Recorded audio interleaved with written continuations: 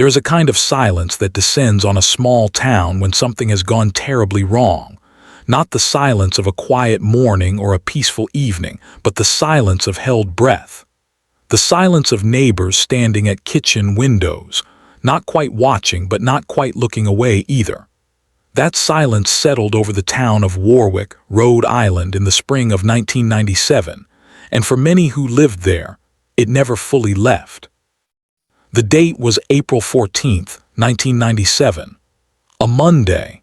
The temperature hovered at 41 degrees Fahrenheit, the sky the flat, pewter gray of a New England spring that had not yet decided to arrive.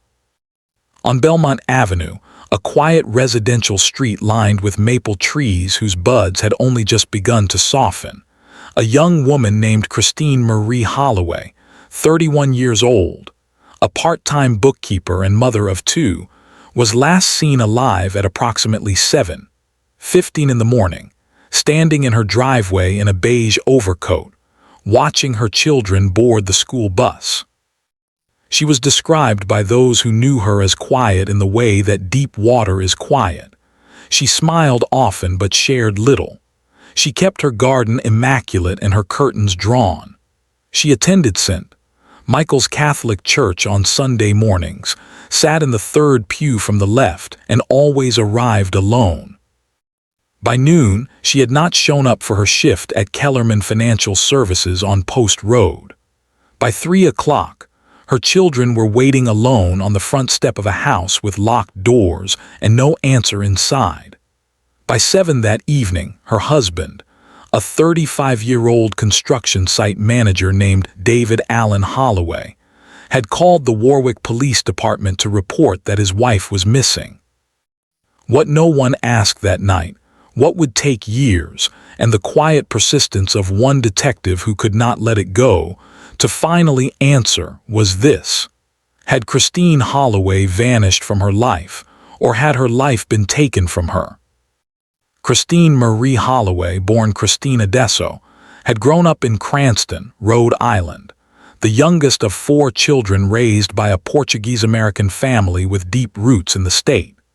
She had met David Holloway at a community college dance in the fall of 1986, when she was 20 and he was 24. He was broad-shouldered, steady-seeming, and spoke with a quiet authority that she later told her sister, Rosa, felt like safety. They married in June of 1988 at Our Lady of Providence Chapel. Their first child, a daughter named Mia, was born in 1990. Their son, Thomas, followed in 1993. By 1997, the family had lived on Belmont Avenue for 6 years.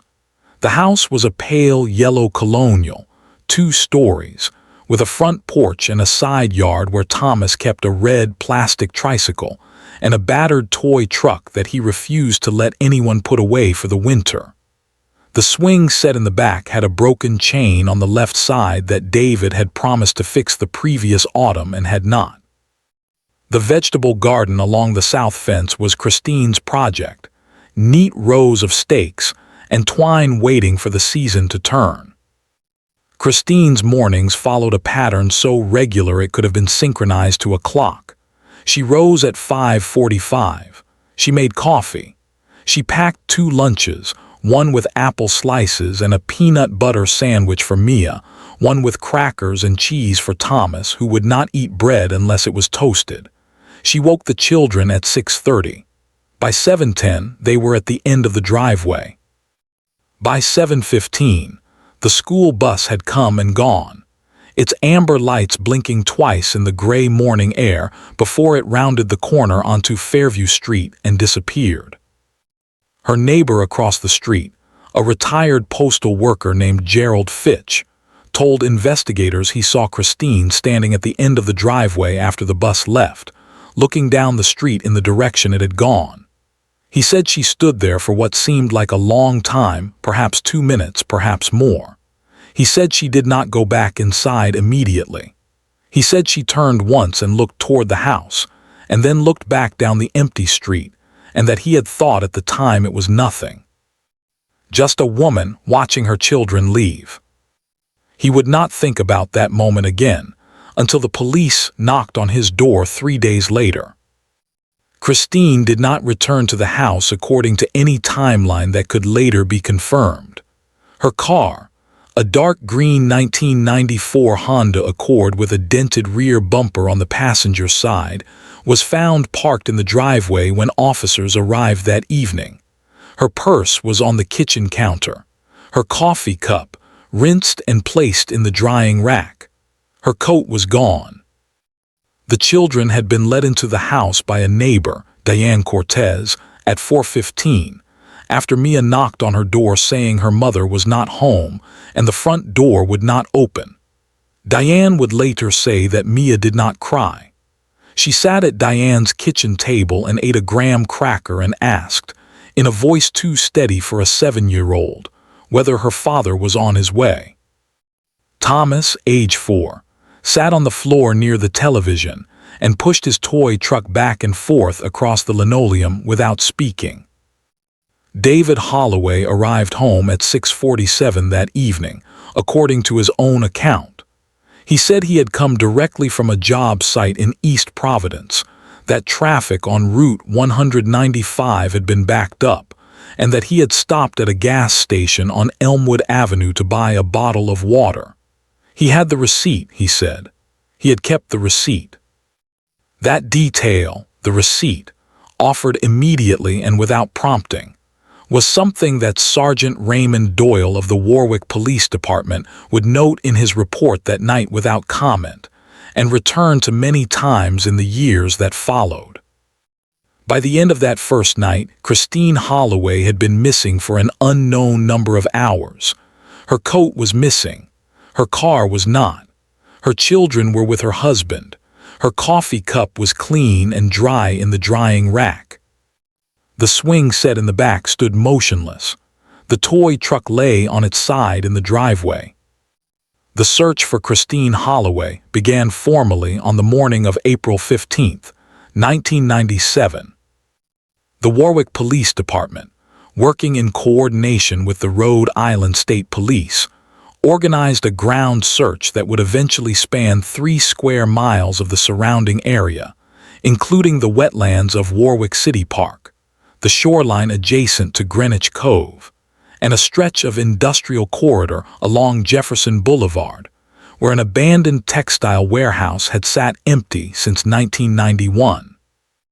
Volunteers turned out in numbers that surprised even the organizers, close to 200 on the first weekend, according to department records. They moved in lines through the still muddy fields south of the neighborhood, calling her name in the flat morning air. Church groups, co-workers from Kellerman Financial, parents from the elementary school where Mia was in 2nd grade. Women from the neighborhood who had known Christine by sight and by wave and by the occasional exchange at the mailbox, but who had not known her well enough. They now realized with a particular species of guilt to say what kind of woman she truly was. Those who knew her said she had seemed, in the weeks before her disappearance, quieter than usual.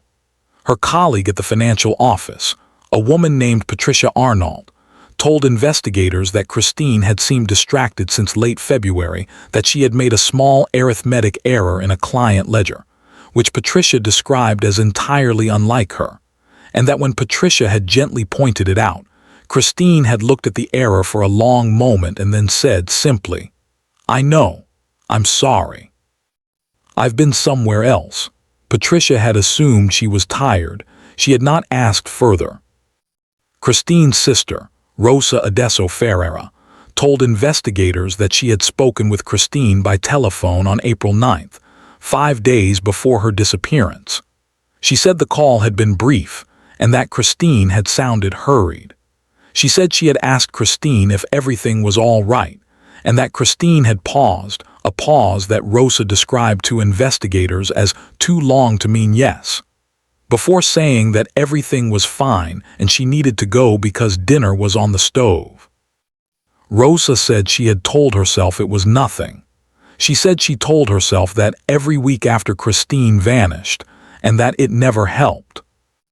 The investigation's first significant inconsistency emerged on April 17th, 3 days after Christine's disappearance, when detectives reviewed the call log from the Holloway residence telephone. David had stated that he had tried to call Christine from the job site in East Providence at approximately 1 in the afternoon on April 14th and had received no answer. The call log confirmed an outgoing call from the job site's main line to the Holloway residence at 1:08 p.m. It also showed an incoming call to the Holloway residence at 11:43 a.m., a call from David's personal mobile phone, which he had not mentioned. When Sergeant Doyle asked David about the second call during a follow-up interview on April 18th, David said he had forgotten it. He said he had called twice, not once. He said he was under enormous stress and could not be expected to remember every detail. Sergeant Doyle noted in his file that David Holloway had produced the gas station receipt from Elmwood Avenue during that same interview, unprompted, for the second time. Deputies whispered quietly among themselves, in the way that law enforcement professionals do when something does not fit, and they have no evidence to say so formally, that David Holloway was too organized in his grief. He made calls. He coordinated schedules. He arranged for his mother to stay with the children so he could be available for the investigation. He attended the community search and walked the fields with the volunteers, calling Christine's name in a voice that carried well across the flat spring landscape. He spoke to reporters on the second day, standing on the front porch of the pale yellow colonial with his hands folded in front of him, and said that he just wanted his wife back, that he wanted his children to have their mother back. He did not cry during the televised statement. He blinked often, in the way of a person holding something back, or of a person performing the holding back. Those who watched said they could not be certain which it was. The physical evidence gathered in the first 2 weeks of the investigation was notably sparse. Christine's coat, a dark navy pea coat she had been wearing when last seen, was never located. There were no indicators of a struggle inside the home. Her coffee cup had been washed, which investigators noted could suggest either a woman who washed her cup before leaving for a normal day or a scene that had been tidied. Her reading glasses were on the nightstand beside the bed, which her optometrist confirmed she needed for any close work. Her library book, a mystery novel due back April 22nd, was bookmarked at page 147. There were no useful trace materials found in the home or vehicle that could not be attributed to known household members. The dark green Accord had approximately 61,400 miles on the odometer. The tank was 3/4 full. A pack of cherry-flavored throat lozenges sat in the cup holder, which her sister Rosa confirmed was Christine's habit. On April 28th, 14 days after her disappearance, a partial set of human remains, specifically skeletal remains consistent with an adult female, was discovered by a park maintenance worker in a shallow wooded depression approximately 1 mile from the eastern boundary of Warwick City Park. The Rhode Island Medical Examiner's Office subsequently confirmed, through dental records, that the remains belonged to Christine Marie Holloway. The cause of her passing, as determined by the medical examiner, was consistent with trauma to the back of the skull. The manner was ruled a homicide. Christine Holloway was 31 years old. She had been reading page 147 of a library book. She had washed her coffee cup. She had watched the school bus carry her children around the corner until it disappeared from sight. The investigation intensified briefly after the identification of the remains, and then, as the weeks of spring became the weeks of summer, began to slow. Leads were followed and found to terminate. An ex-boyfriend from Christine's early 20s was interviewed and eliminated. A transient who had been seen near the park was located in Connecticut and cleared. The physical evidence recovered with the remains was minimal, and at that stage of the investigation, yielded no definitive forensic conclusions. By October of 1997, the case had not been formally closed, but it had slowed to a crawl. Sergeant Raymond Doyle, who had been the lead investigator, was reassigned to other active cases. The Holloway file was catalogued, boxed, and shelved in the cold case storage of the Warwick Police Department, where it sat beside 63 other unsolved cases in a room that smelled of old paper and institutional lighting. The pale yellow house on Belmont Avenue was placed on the market in November of that year. It sold in February 1998. The new owners repainted it white. Time moves differently inside a grief that cannot speak its own name. For the Adesso family, for Rosa and her parents, Eduardo and Marguerite, for Christine's older brothers Daniel and Marco, the years after April 1997 were years spent at the boundary of a truth they could feel but could not prove. They gathered at holidays. They set a place at the table in the early years and then stopped setting it, and then felt guilty for stopping. They kept the library book. No one ever returned it. David Holloway relocated to Cranston in the spring of 1998, taking Mia and Thomas with him. He found work with a different construction company. He enrolled the children in a new school. He was, by most accounts from those who saw him in this period, a functional man, a man who showed up, who paid his bills, who attended school events and signed permission slips. A man who had survived something terrible and was doing, visibly, the work of surviving it. What no one could see, or rather, what those close to him chose not to look at too directly, was the atmosphere inside the house. Mia Holloway was 7 when her mother disappeared and 8 when she was told, in language designed to protect her, that her mother would not be coming home. She was quiet in the years that followed with a quietness her teachers noted in report card comments and in calls to her father that he received politely and did not discuss with others. She drew pictures, as children do. In the spring of 1999, her second-grade teacher in the Cranston school sent home a drawing that Mia had made during free art time. It was a picture of a woman standing at the end of a driveway looking down a street. The woman in the drawing had no face. There were 2 small figures standing behind her near a house. Above the house, in a child's uneven letters, Mia had written, "She is just looking." David Holloway, when shown the drawing, told the teacher it was nothing to worry about. He folded it and put it in his jacket pocket and drove home. Thomas, who had been 4 at the time of his mother's disappearance and had understood even less, grew into a child who startled easily and did not like silence. He slept with a nightlight until he was 11. He could not explain what he was afraid of, only that the dark felt like waiting for something. For those who have ever doubted someone you love, not a sudden, dramatic doubt, but the slow, creeping kind that arrives at 3 in the morning and will not leave, you will understand something of what Rosa Ferreira experienced during these years. She had loved her brother-in-law.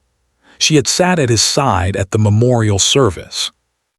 She had believed him, or told herself she believed him, or told herself that believing him was the only way to keep the children in her life and keep her sister's memory from becoming a battle. But doubt is not so easily argued away with practicalities. It lives in the pauses, in the moments when a name is said and a face changes in a way that is almost imperceptible. Rosa noticed, at Christmas of 2000, that David did not say Christine's name, not once during the entire 3-day visit. The children mentioned their mother, Mia in particular, had a habit of prefacing certain observations with "Mom used to say," and each time she did, David's face did a particular thing. His jaw tightened. His eyes moved to the window. He agreed with whatever Mia said and then changed the subject. Rosa noticed. She said nothing. She went home and called her mother and said, I don't know anything, I just don't know." In the spring of 2001, David Holloway began a relationship with a woman named Sandra Pierce, a receptionist at his new employer's corporate office. They dated for 2 years and became engaged in the winter of 2003. Rosa learned about the engagement from a mutual acquaintance and did not call to congratulate him. She called her brother Daniel instead, and they talked for 2 hours, circling a subject they had never once named out loud. The engagement ended in the summer of 2004. Sandra Pierce left. She gave no detailed explanation to those who asked, only that things had not worked out, that she had come to realize there were things about David she had not understood when she agreed to marry him. She said this without elaboration and without apparent bitterness, which those who knew her found more unsettling than anger would have been. In 2005, Mia Holloway turned 15. She was, by then, a serious and watchful girl who read constantly and spoke carefully. She had her mother's dark eyes and her mother's habit of pausing before she answered a question, as though the question deserved the courtesy of being properly considered. She did well in school. She had 2 close friends. She did not talk about her mother with anyone outside the family. And even within the family, the conversations were brief and edged with a specific kind of careful tenderness. The way you might handle something old and fragile whose value you know, but whose exact nature you have never been told. In the winter of 2006, something shifted in the Holloway house. Those who were present in the children's lives during this period, teachers, the parents of friends Rosa, who visited twice a year, described a change in the atmosphere that they struggled to articulate precisely but agreed on in retrospect. Things became worse. David became more withdrawn. Thomas, now 13, was suspended from school twice for confrontations with classmates. Mia stopped eating dinner with the family on weeknights, taking her plate to her room instead, and David did not argue with her about it. Rosa visited for 4 days in March of 2006. She and David sat at the kitchen table one evening after the children were in bed, and for the first time in 9 years, she asked him directly, "David, did you hurt my sister?" She said afterward that she had expected many things from him in that moment: anger, tears, protest, even confession. What she received was none of those things. He looked at her for a long time across the table. He did not deny it. He did not affirm it. He said, "Rosa, you should go home." She left the next morning. She drove 2 hours back to Providence in a state that she described, years later in court testimony, as not fear exactly, something beyond fear, the place fear goes when it has been confirmed. She called the Warwick Police Department the following week and asked to speak with whoever was currently assigned to her sister's case. She was told it was an open but inactive file. She was connected to a detective called Irene Castillo, who had joined the department in 2003 and had requested a review of several cold case files as part of an internal initiative that had begun the previous year. Detective Castillo took Rosa's call. She listened for 40 minutes without interrupting. When Rosa finished, Detective Castillo said, "I've read the file. I've had questions about this file for 3 years. I want you to tell me everything you just told me again from the beginning, and I'm going to record it this time." For the first time in 9 years, someone was listening. Truth emerges. The reopening of the Christine Holloway homicide investigation was not a single dramatic event. It was a process, methodical and slow, the way justice often is when it has been kept waiting for a long time.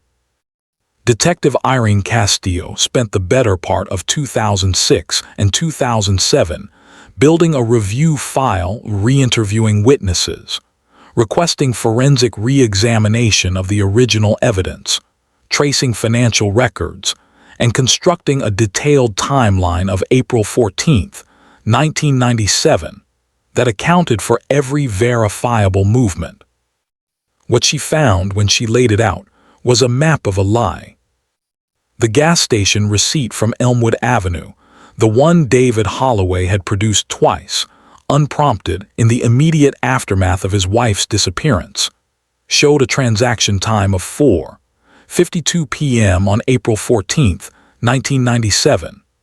The job site in East Providence, which Detective Castillo visited and measured personally, was 11.3 miles from the Holloway residence on Belmont Avenue.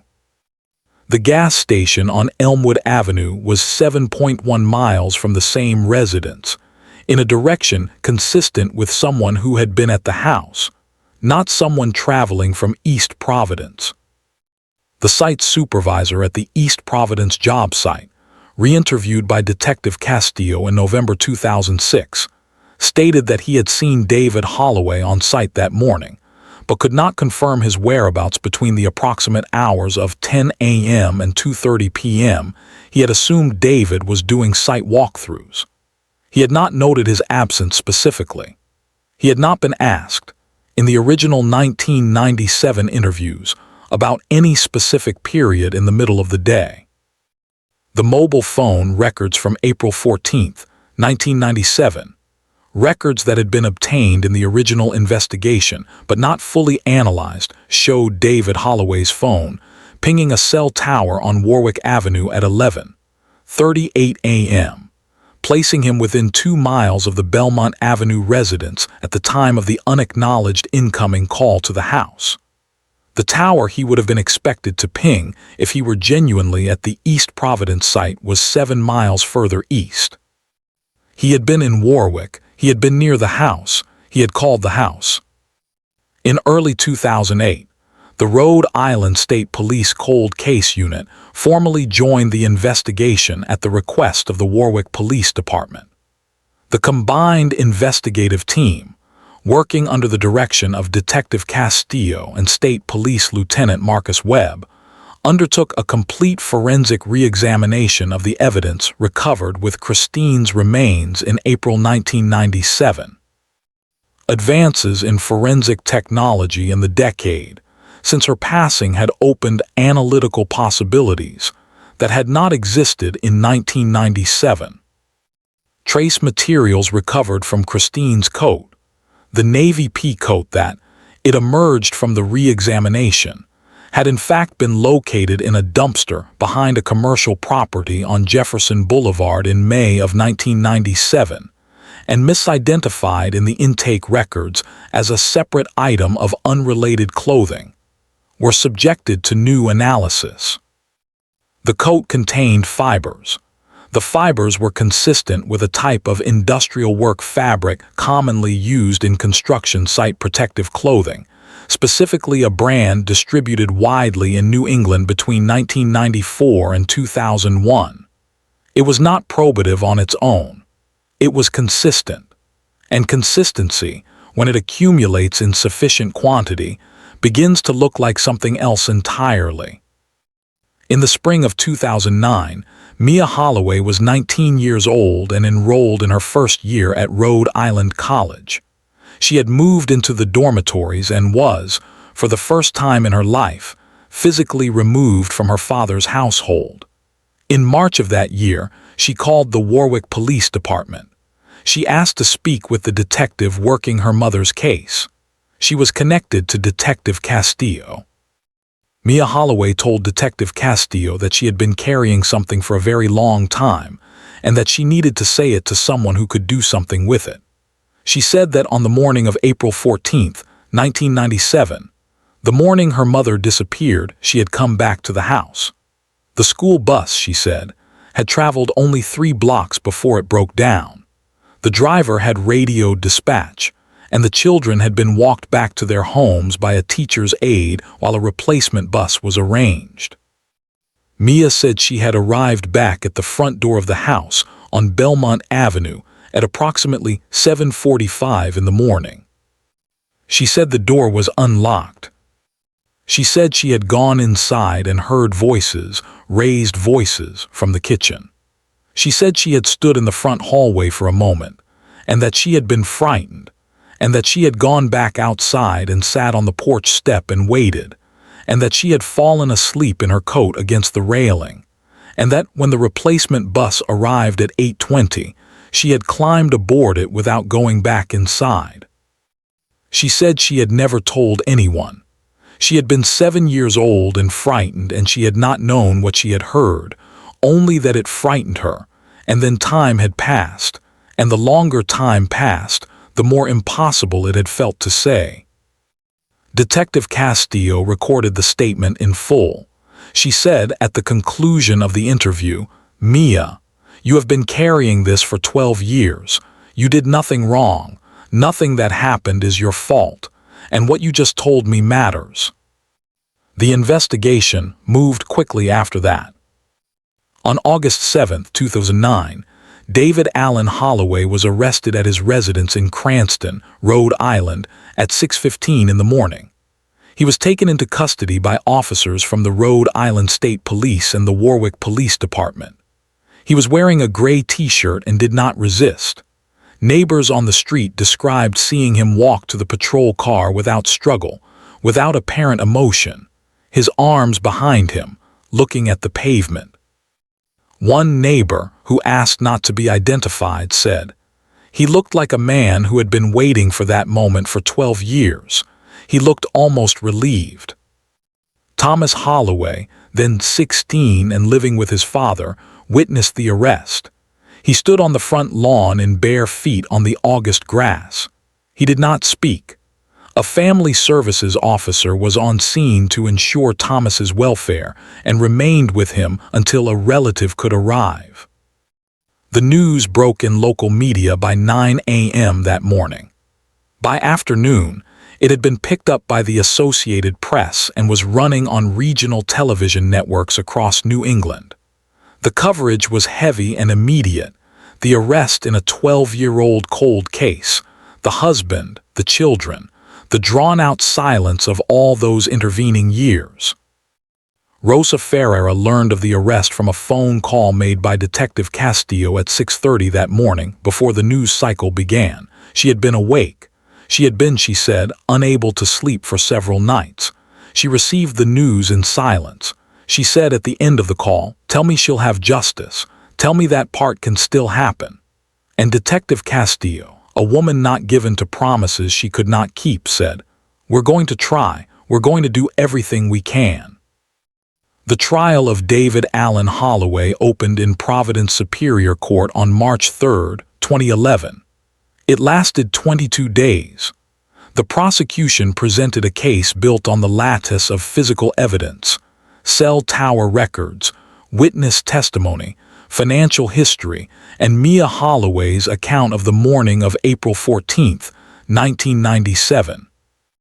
The defense argued that the evidence was circumstantial, that cell tower data was imprecise, that Mia's memory of a 12-year-old childhood experience could not be relied upon, and that no direct physical evidence connected David Holloway to his wife's passing.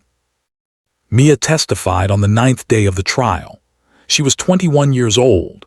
She wore her mother's dark eyes and her mother's measured way of speaking. When asked by the prosecutor to describe what she had heard in the kitchen that morning in 1997, she paused in the way her mother used to pause, giving the question the courtesy of being properly considered, and then she said, "I heard my father's voice. I heard my mother say, 'Please,' and then I didn't hear her voice anymore." The courtroom was very quiet after that. Rosa sat in the gallery and held her mother's hand, Marguerite Adesso, 73 years old, who had driven from Cranston that morning in a car she probably should not have been driving anymore, because she had said she would not miss this day. She had not missed a single day of the trial. David Holloway did not testify on his own behalf. He sat at the defense table in a gray suit and looked at the table in front of him on most days, and occasionally at the ceiling, and once, on the day Mia testified, at his daughter's face for the duration of her time on the stand. Those who watched said his expression was difficult to characterize. Not guilt, and not anger, and not the particular nothing of a man without conscience. Something more complicated. The expression of a man watching a consequence arrive that he had spent a long time pretending would not. The jury deliberated for 3 days. On March 29, 2011, they returned a verdict of guilty of first-degree homicide. The sentence handed down by Judge Patricia Almeida on May 12, 2011, was life imprisonment without the possibility of parole. David Holloway was remanded immediately to custody. He did not look at his daughter as he was led from the courtroom. Mia Holloway sat in the front row of the gallery and watched him go. She did not cry. She sat with her hands folded in her lap and watched until the door closed behind him, and then she closed her eyes, and those sitting near her said that she appeared for a long moment to simply breathe. Thomas Holloway was not present at the verdict. He had chosen, in a decision that was discussed and respected and not questioned by those who loved him, to be elsewhere that day. He was, by accounts of those who knew him, beginning the long and painful work of understanding that it is possible to love someone and also to require justice against them, and that these two things are not a contradiction, but one of the most devastating truths that life occasionally demands.